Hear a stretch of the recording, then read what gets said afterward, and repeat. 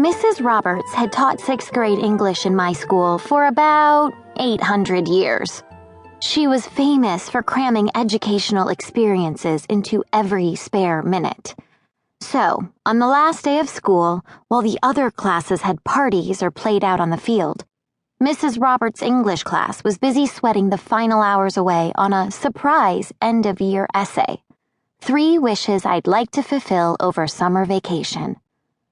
Another thing about Mrs. Roberts, not only was her end-of-school essay notorious, she never even changed the topic.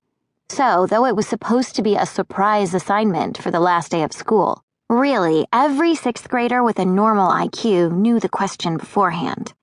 And most had written the essay out and memorized it, because the rule in Mrs. Roberts' class was, when you were done, you could leave.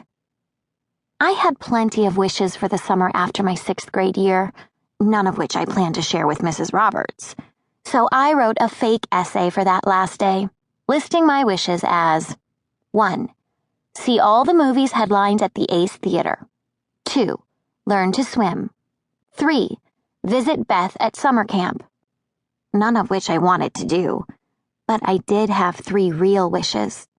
In fact, I liked Mrs. Roberts' idea so much that I'd been writing my 3 wishes down each summer since the year I first heard of her assignment, in the 2nd grade. Here were my 3 real wishes. 1. Get tall. 2. Have an adventure. 3. Meet my father.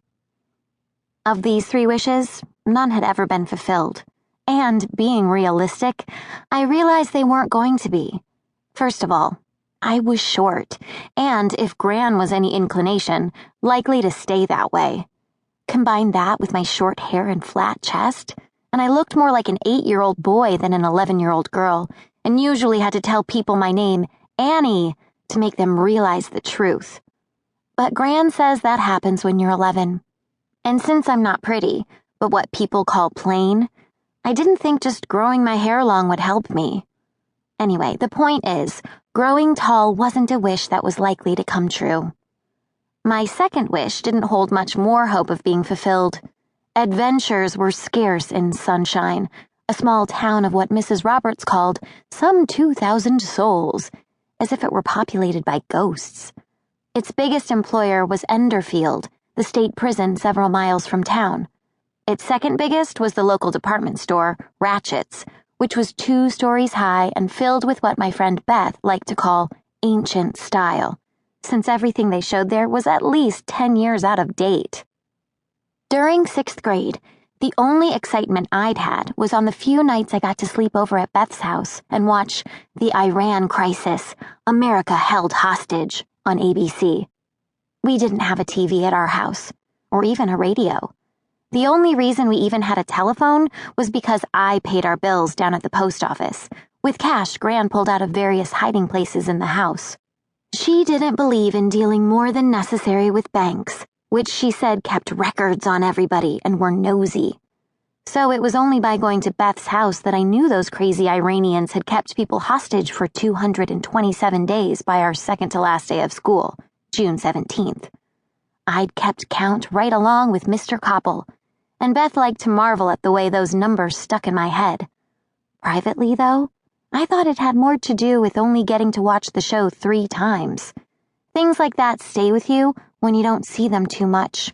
Which is why my second wish wasn't exactly realistic either.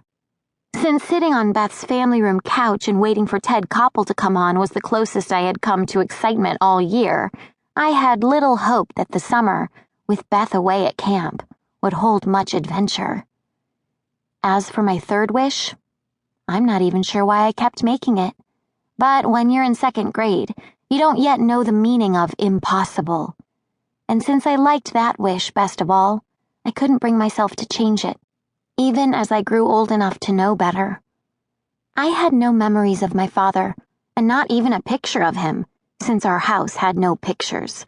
It didn't have many mirrors either. Gran said in one of her talkative spells that mirrors made her uneasy. She didn't like looking into rooms she couldn't get to or at people she couldn't touch. So we had no photos, not of my father, and certainly not of my mother,